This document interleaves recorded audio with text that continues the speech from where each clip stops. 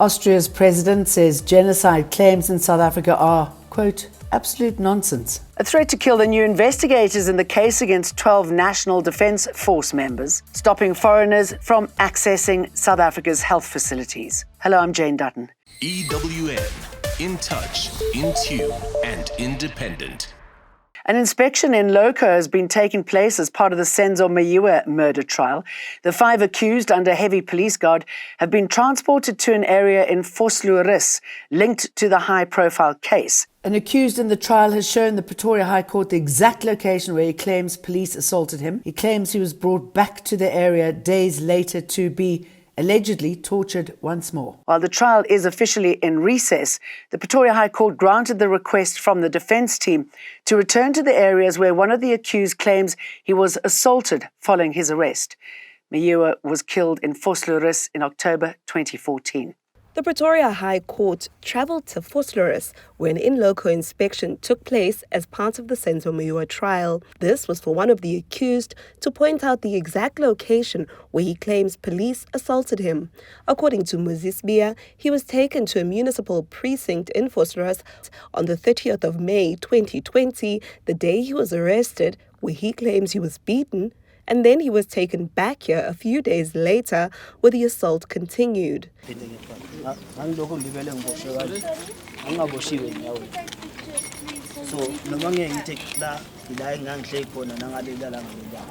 So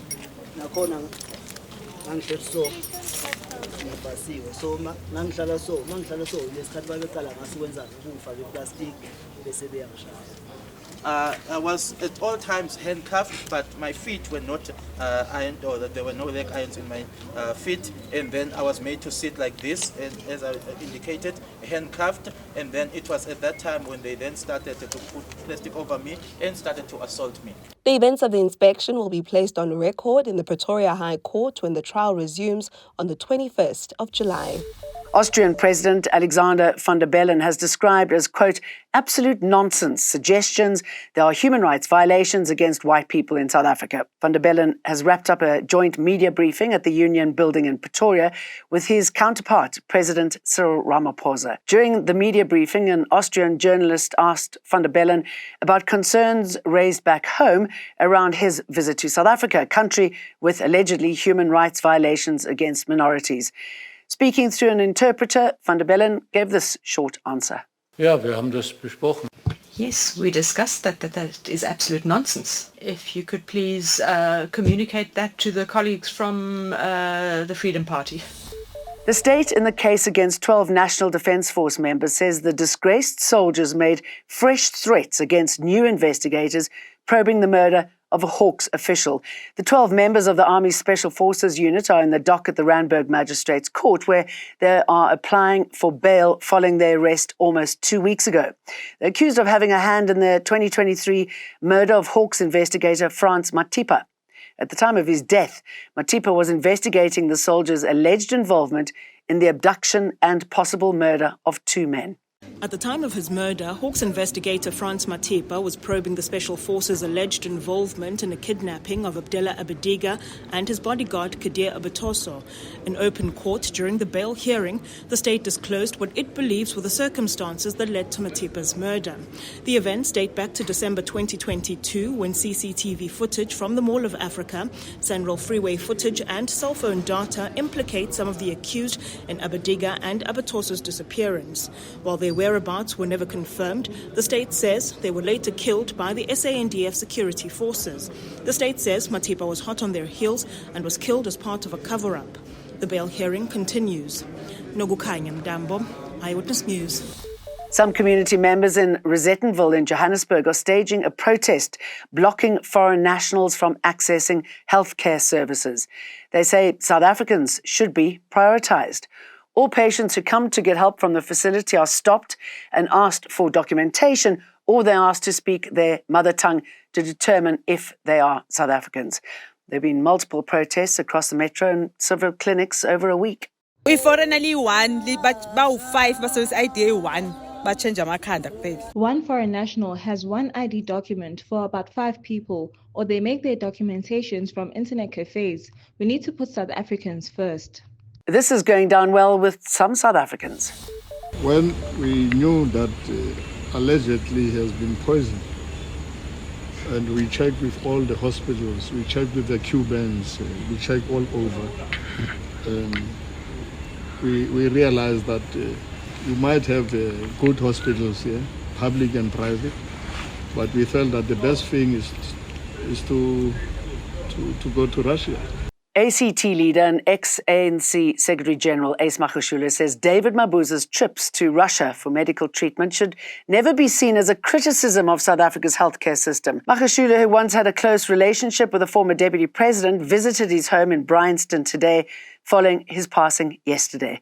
A few years ago, Mabuza travelled to Russia to seek treatment for an undisclosed illness. And ANC Secretary General Fikile Mbalula could find himself in trouble for publicly confirming the death of Mabuza on X before the president's official announcement. Government insiders told EWN the president wanted to allow the Mabuzas space to pay their respects before informing the nation of his death. Humanitarian aid relief group Gift of the Givers are mobilizing their efforts as a second cold front has reached the Western Cape. The NGO will be working closely with local and provincial disaster risk management to monitor the situation. A warning has been issued by the South African Weather Service for the weekend. We have brought in additional stocks and resources in preparation for the current weather condition with a capacity to assist up to 50,000 residents.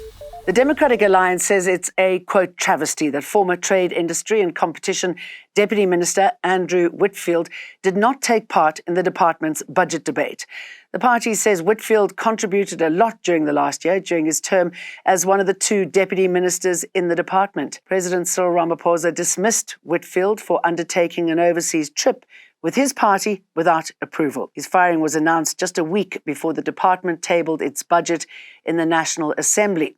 Opposition parties like the MK and EFF have rejected it, saying it doesn't do enough to transform the economy. This week, the DA also rejected the 33 billion rand housing budget because it, quote, enables corruption and cadre deployment, and joined the MK and EFF in rejecting the Department of Higher Education and Training budget due to corruption allegations levelled at Minister Nkabane.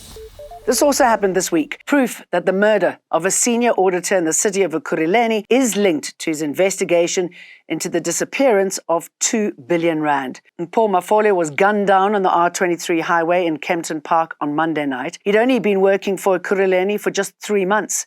Mafole and his team were probing a massive electricity billing scandal which cost the city well over 2 billion rand.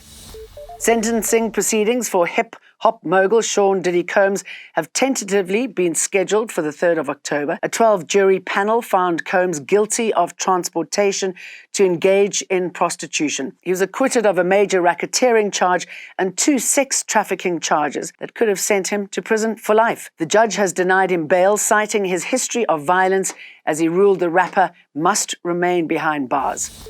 Liverpool Football Club is mourning the loss of their player Diogo Jota, who died on Thursday morning. The club was informed the 28-year-old forward passed away following a road car accident in Spain, along with his younger brother, Andre. And our thoughts with his family. We hope you have a good weekend. EWN, in touch, in tune, and independent.